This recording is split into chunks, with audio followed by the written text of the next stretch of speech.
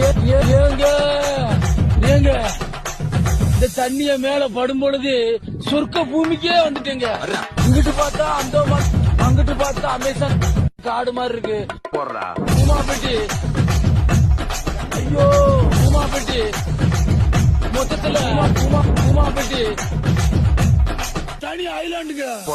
உமாபெட்டி உமாபெட்டி அவளே விடுங்க, கல்யாணம் கஷ்டமா இருக்கா? உமாபெட்டி அவளே விடுங்க, குமாபெட்டி ஐலாண்டுக்கு வாங்க. ஐயோ ஏங்க